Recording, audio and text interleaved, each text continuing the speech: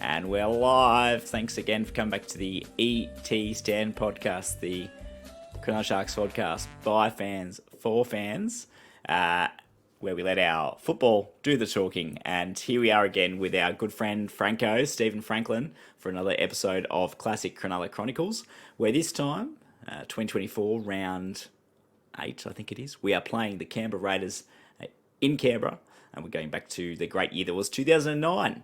Yeah, you'd be saying that wasn't so great. I know, but there was a middle portion of the year where we had some hope, and in round 14, we won in the nation's capital, as we tended to do with somewhat regularity back then, against the Canberra Raiders. Franco, welcome back. What are your thoughts on '09? Thank you, Williams. Yeah, you're right. 09 was a bit of a horrible season, horrible year. You touched on it. We did well in the capital, and I was full of confidence for this one. I almost had no doubt that we would win. So much so that I think that has blurred my confidence of that area till even recently when we were talking about how we never win against Canberra in Canberra. I was like, hang on a sec, no, we always win. And just a weird headspace for me to recalibrate there. But yeah, I was pretty confident with this one. I thought we would do well. It wasn't a road trip I took, but I was sat up ready to watch, and it was an interesting game. A lot of cool moments, a lot of fun, and obviously we ended up with the biscuits.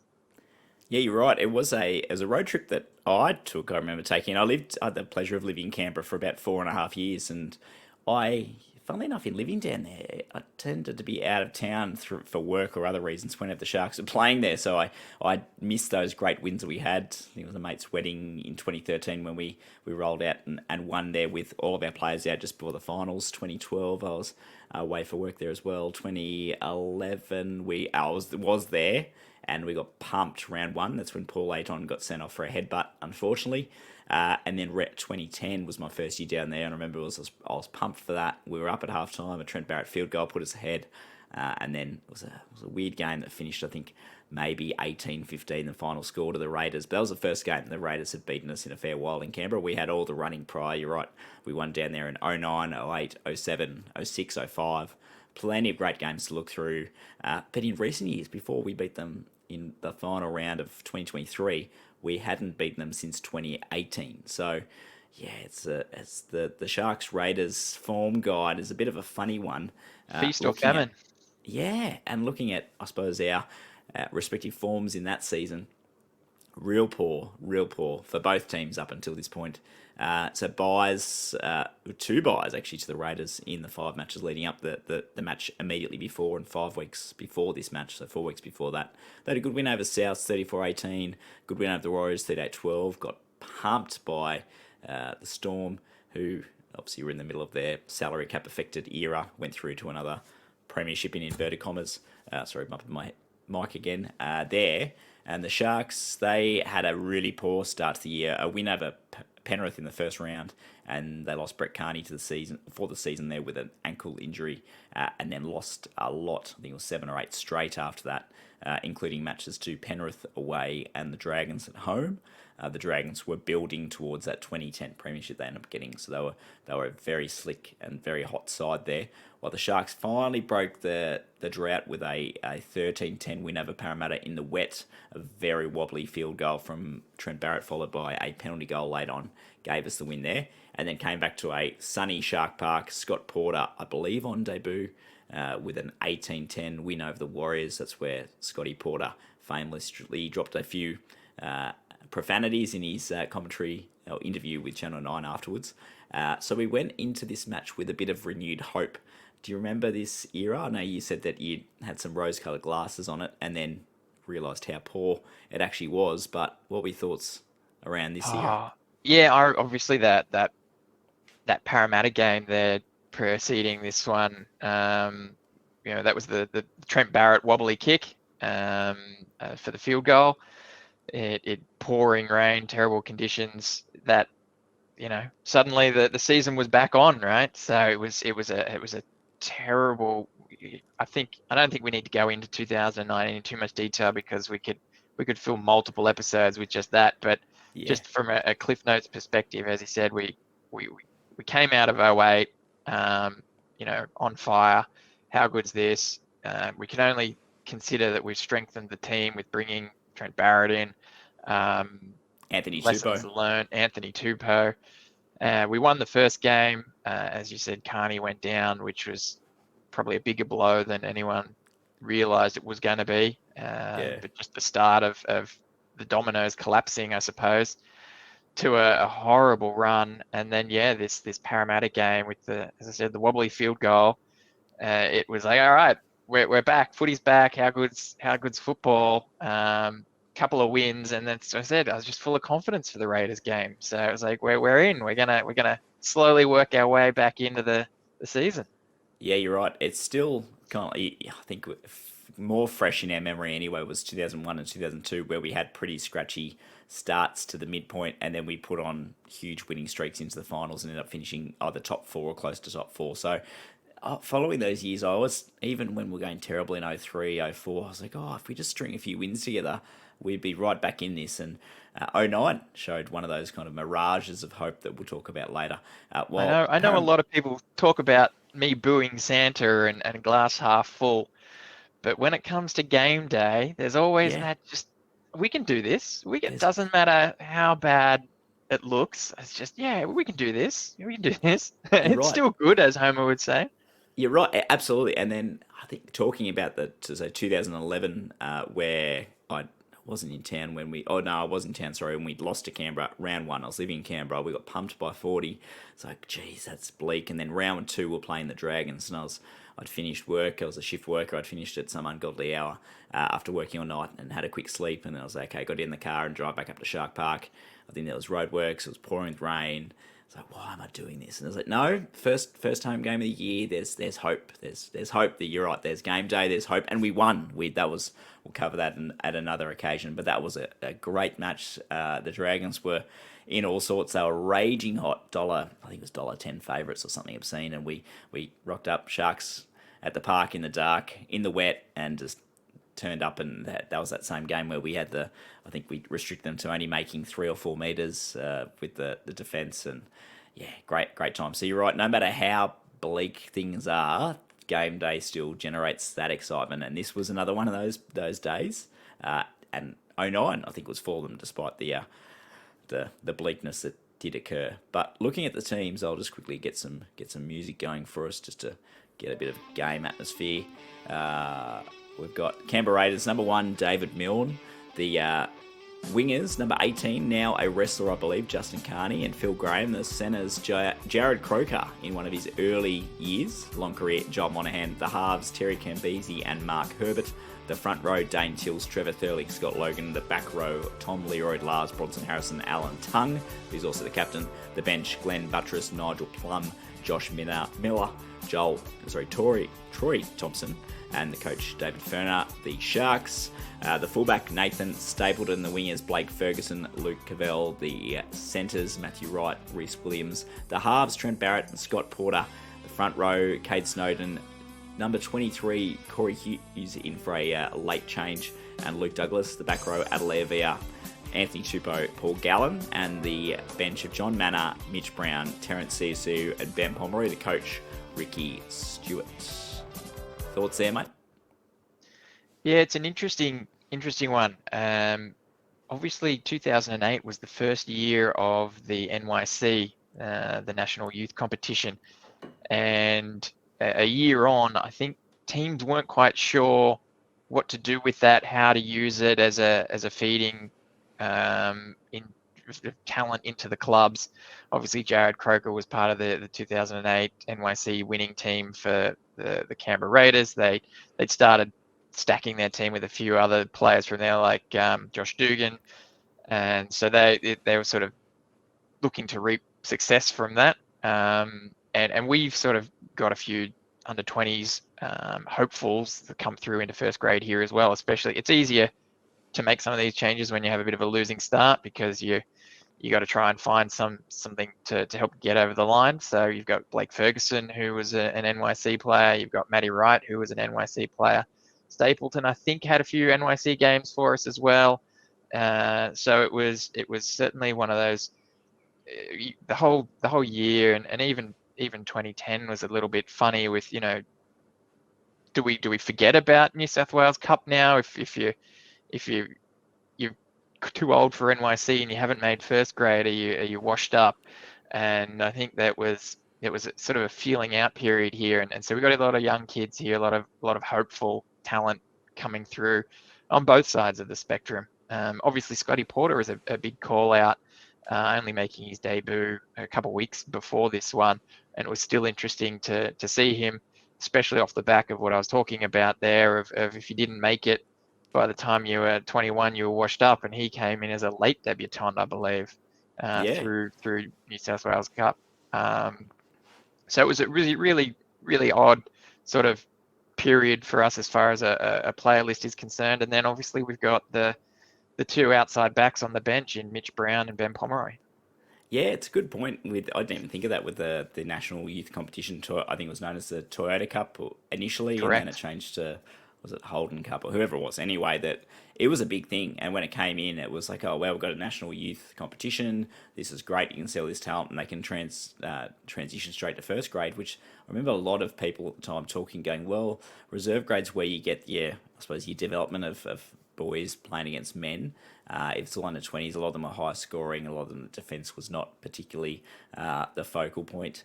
And you're right, a lot of the outside backs tended to convert, but it was the forwards and the halves even that didn't quite make the jump. And there's still a very valid reason for reserve grade. And I think there was even an article just recently talking about a national reserve grade competition, which the Queensland Cup is heavily against because they've got such a strong competition in their own right. They don't want, I suppose, similar to the Brisbane Rugby League comp that got, I suppose, dissolved after the Broncos came in and New South Wales Rugby League took over the to be the premier competition in Australia. They don't want that to happen in the Queensland Cup perspective, which I can understand, but you do still need that I suppose feeding ground or that development platform for players to come through. You look, even Darley Cherry Evans played Queensland Cup and I think made his debut at 21 or 22.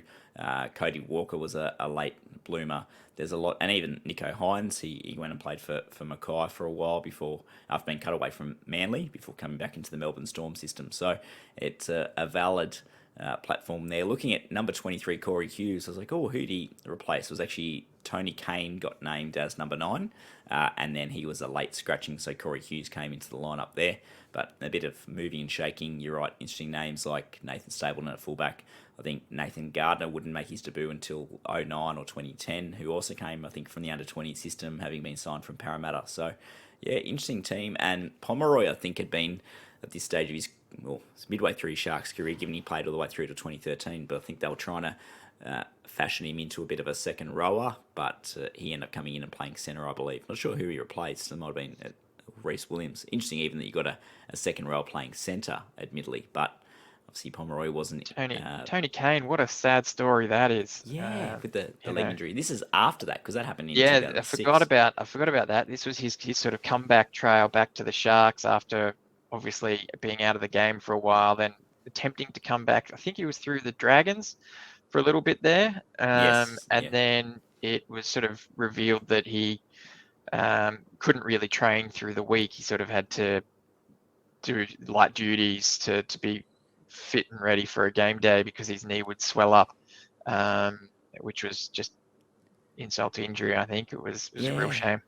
You're right. There was that one match in 2006 which unfortunately he was looking so good, and then he had the injury from the Steve Price charge It down. was his debut match, wasn't it? It was his debut. Yeah, and then he went to Mm. St George Illawarra for 2007, played 9 matches there, then came back to the Sharks at the start of 2009, and he played 6 matches that year for us. But yeah, you're right. Real sad story. Career cut short from a horrible injury that.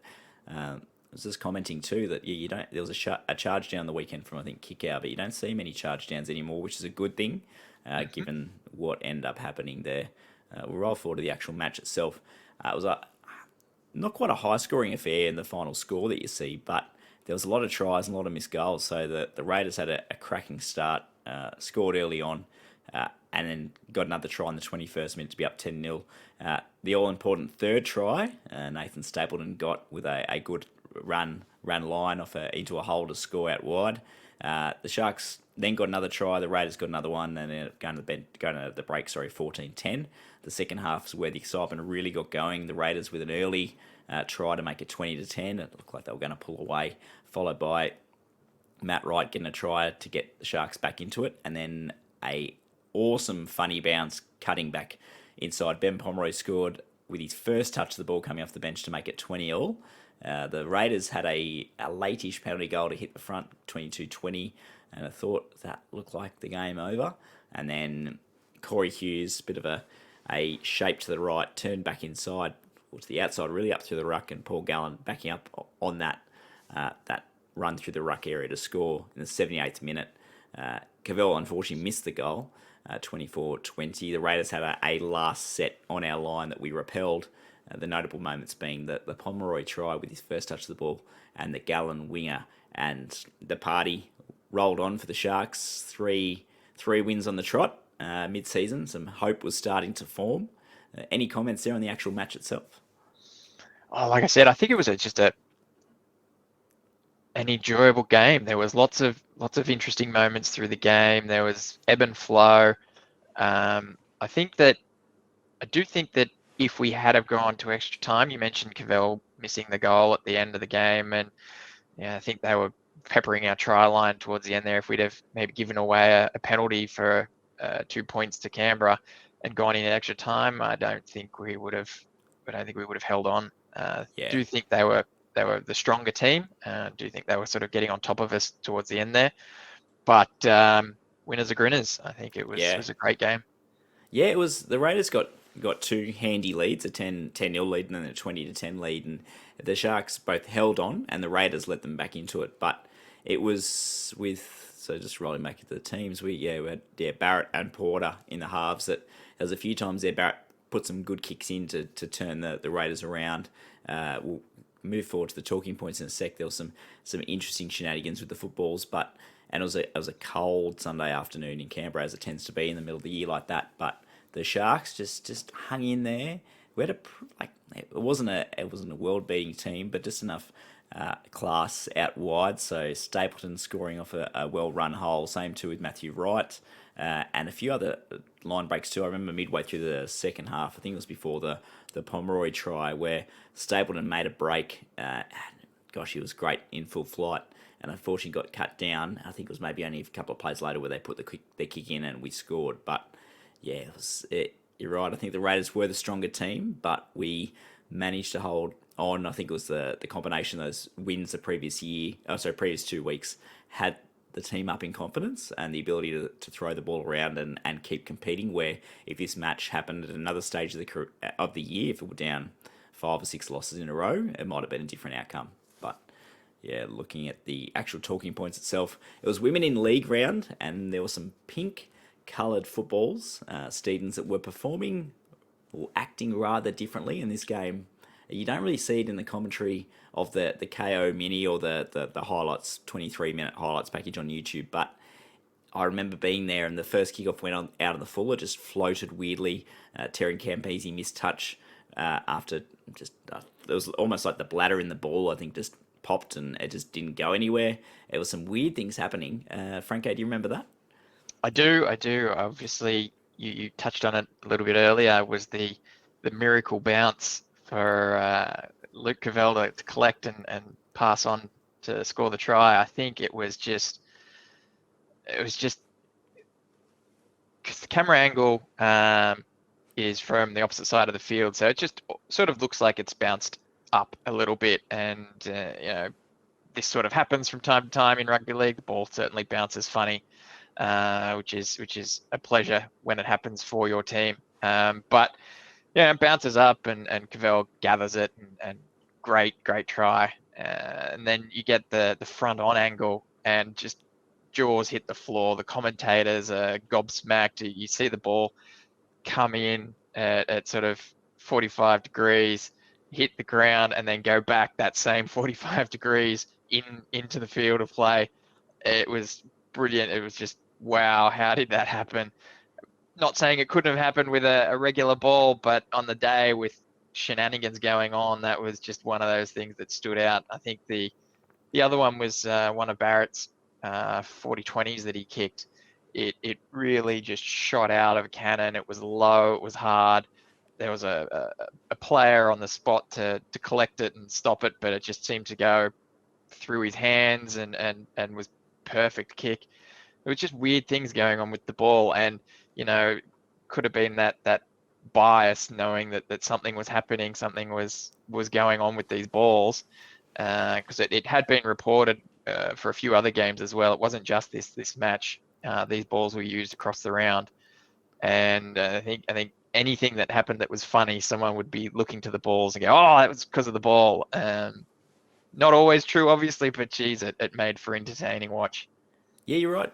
Whether it was confirmation bias or not, but I remember being there and was watching like it as I distinctly remember the kickoff and the one of the kicks for touch where it was like the ball just like floated weirdly on the first one, and there wasn't much wind around, and the other one was like it just like he just miskicked it badly or something happened with the ball, but it was getting a lot of attention, and we were the byproduct of rugby league balls. Any oval shaped ball will bounce funny at times, but the way that it bounced back for Cavell to then give it to Pommeroy and score at a crucial moment to make it 20-all was well received by us. But the interesting too with the goal kicking, I think Campese finished with 3 from 5, and you raised this before we hit play on the recording there, Franco. So I've stolen off you, but Cavell only kicked 2 from 5. So whether the ball had any impact on the goal kicking, there was quite a few tries scored out wide. But you're right, there was a few close in too that were shanked. I think Cavell did nail one from the sideline and then missed one from closer in, which wasn't unusual for his career, but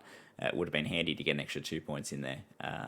Because they ended up finishing 5 tries to 4. But we'll move on to, I know he was one of your favourite players of all time for as long as I've known you, but also in just recent history with the club, Nathan Stapleton, and we'll acknowledge that our heart goes out to him and his family with everything he's gone through of late with the horrific incident that happened.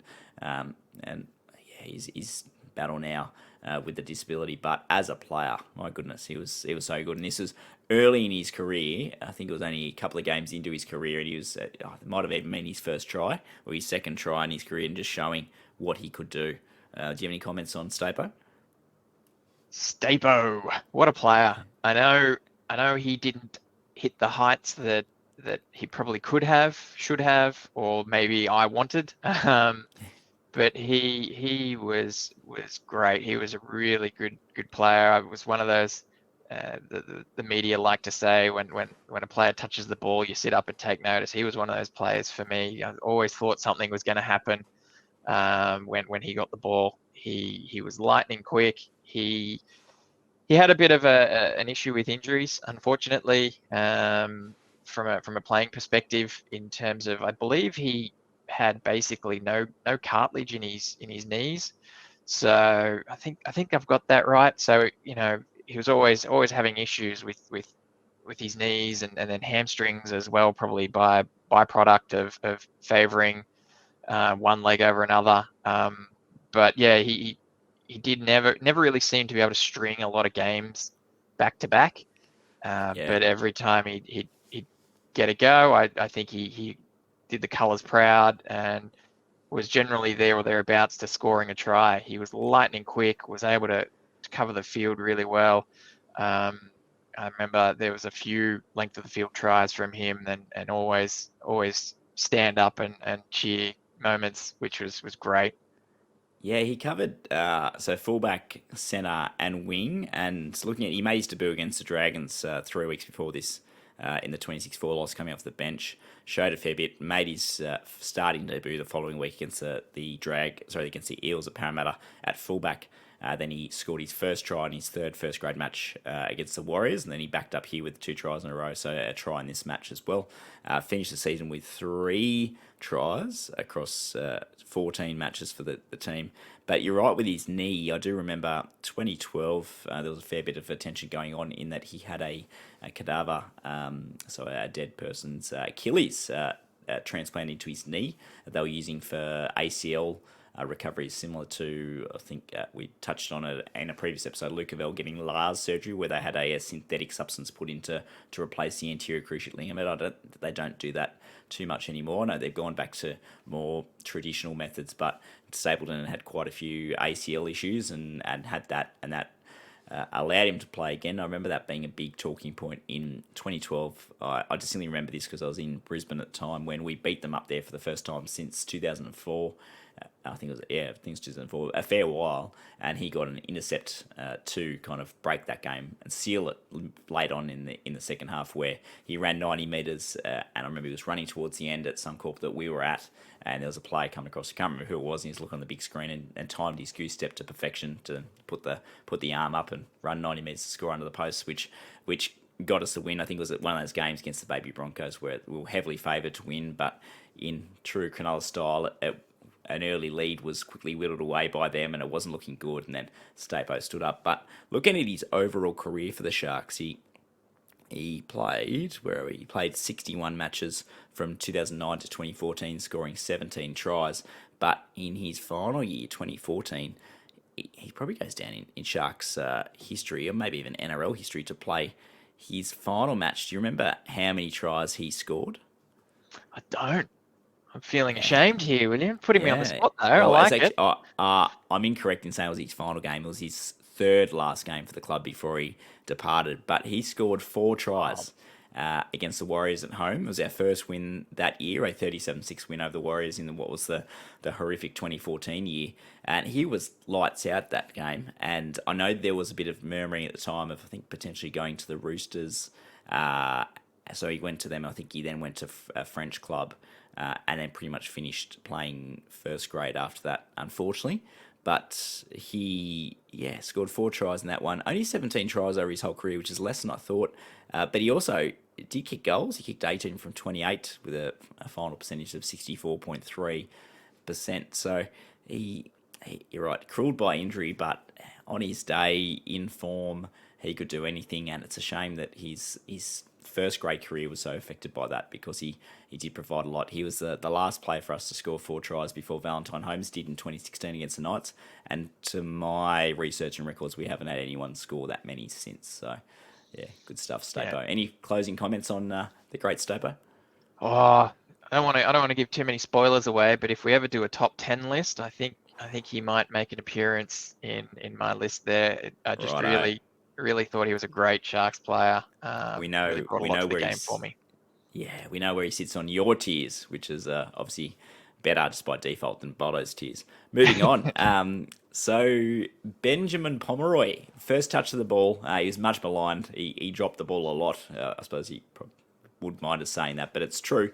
But in this game, comes off the bench. The funny Ben Scavell, inside pass to Pommeroy, runs around under the post and scores. And just a great moment for him midway through his career. He started with the Panthers in 04 and 05, playing 10 matches for them across those 2 seasons and 2 tries. He finished up with the Sharks, playing 158 matches, 53 tries. So he had a fair stint there. Majority in the centres, the occasional off the bench or in the second row kind of performance. But he was a player that he got a lot of stick. A lot of groans came from the crowd, but he also scored plenty of tries too. He scored a very good try. I think it was in 2013 off the back of the scrum. That was Ben Barber 2016-esque.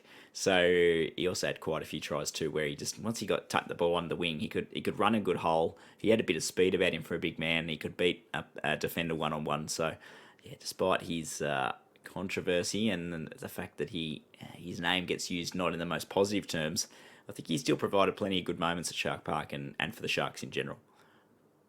Yeah, I think he was certainly another one of those players that divided the fandom.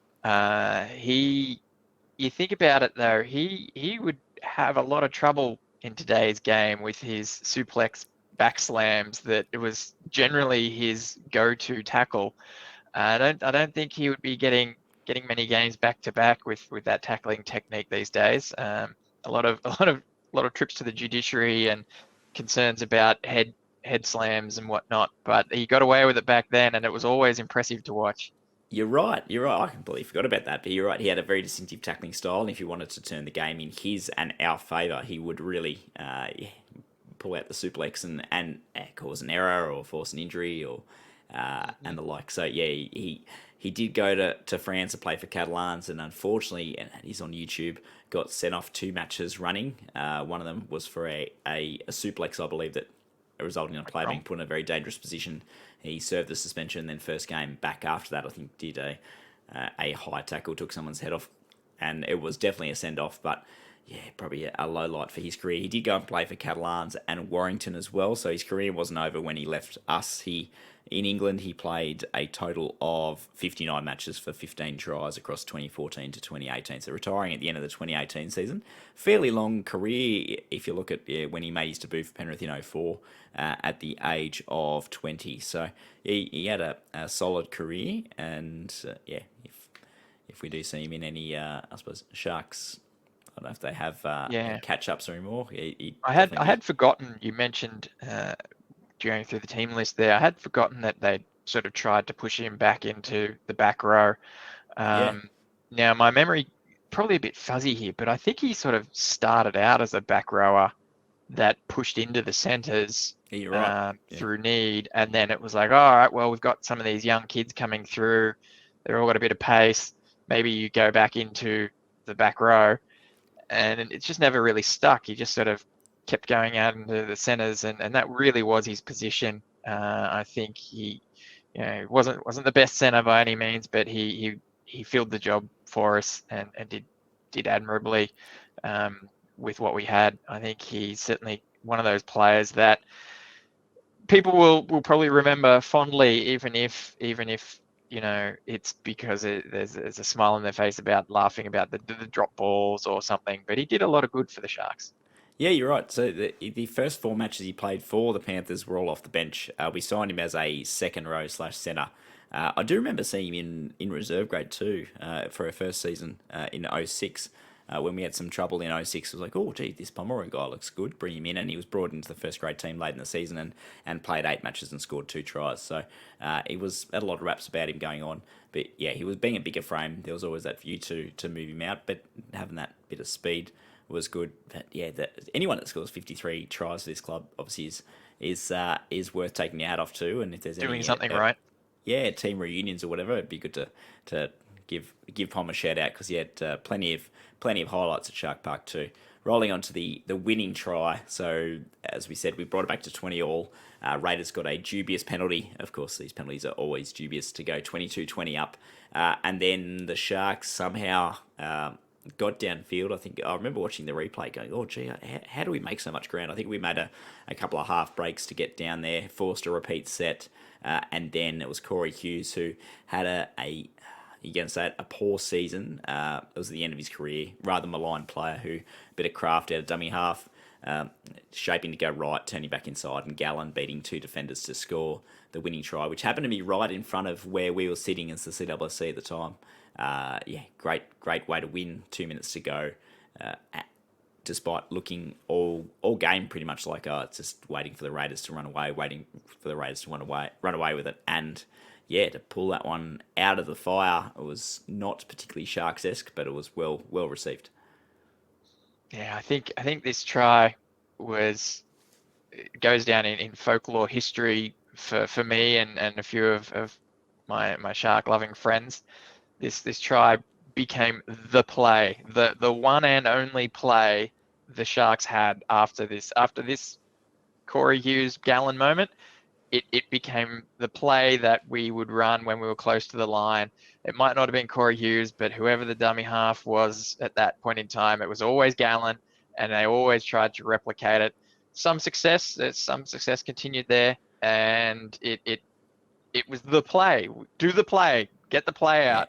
And so much so that, I'm not saying it was a revolutionary play at all, but other teams started doing it later on in the season as well.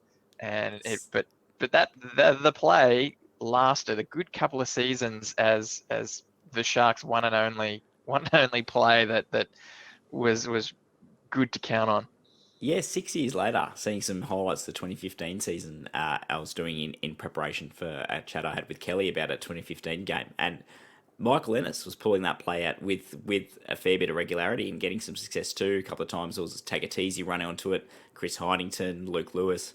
So with that just same in and around the ruck, close to the line, drawing one or two defenders or markers right, and then or vice versa, and then turning back the other way to put someone through the ruck. Interesting now. I wonder how many players would play for the whole lot. You're running back through the ruck, and you've got the guy that played the ball impeding. I don't think that was the case here. It was at least a few metres out, but if you did it right on the try line, it may get some scrutiny. But yeah, you're right. It was the play. It was Corey Hughes's highlight for the season, and it was great to see Captain Gal, who I don't think was captain at that point in time, was Trent Barrett after he'd had his captaincy stripped, but to get the winning try was great from him. It was actually his second try for the match. He'd scored one in the first half too, which I didn't touch on in my coverage before. Rolling on to the mid-year hope. So looking at that, we'd won 3 in a row. We skyrocketed up to, let's just see where we're at. We'd skyrocketed up to, where are we? Sorry, we'd got up to 15th. 13th, sorry, we got shot up to 13th. We then pumped Brisbane. It was an Origin affected match, but pumped Brisbane 46 points to 12 at Shark Park on a Monday night. Blake Ferguson getting a hat trick, and we're like, "Oh, here we go. If we can string a few more matches, let's do this." We're playing the Roosters, who had a bit of an out of sorts season too. They end up being the Wooden Spooners that year, only just by for and against to us, and they end up beating us 19-12, which I think was Brad Fittler's first game in charge. So always that you sack your coach and get an immediate win the following week, and then from there it was just a whole stack of L's to the end of the year. No wins for the remainder of that season, including some low lights with some big losses, but also to a match at Brookvale against Manly where we, for all money, should have won, and it was a controversial send-off to Luke Douglas, or Luke Douglas getting sent off for it was a tackle that the match review committee didn't even look at. The NRL even came out and said, look, the wrong decision was made. No consolation for us, though, against a team that had won the premiership the year before, and we showed what we could do in that game. Unfortunately, we didn't for a lot of other matches that year, but yeah, and then finished off the year with a 26-24 home loss to Souths, which pretty much summarised the year too, and then I think we gave up a last-minute try to lose that one.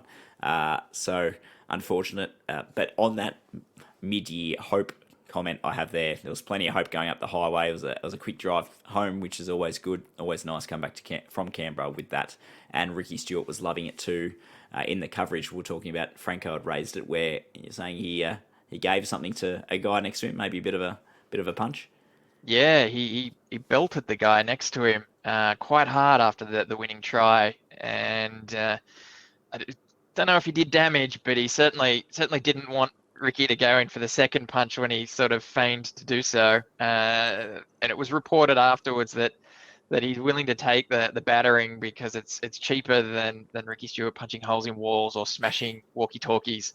So I don't know who it was that copped the hit, but that was part of his role, and it was a bit of a funny one to watch because it was there on full view in that scenario, and the commentator certainly mentioned it as well. Yeah, we had a look at the replay of it before, and we couldn't recognise that guy, and we couldn't find who it was. We know that Shane Flanagan was the assistant coach at the time. He was probably down the sideline taking the messages. It was interesting seeing Ricky up in the box because regularly we see him down the sideline as well. But yeah, Ricky Stewart famously put a hole in the wall at Parramatta Stadium in the coach's box there back in 2007 after a drought-breaking win, and then Parramatta tried to charge the club for the patchwork, and yeah, plenty of other walkie-talkies and like had been broken over the years. So if you know who that person was, let us know because we couldn't find that in our research. Moving on, the final scorecard. So Gallen got 2 other tries to Pommeroy, Stapleton, Wright. Cavell 2 from 5, while the Raiders tries to Croker, Harrison, Leroy Lars, and Joel Monahan. Terry Campese 3 from 5.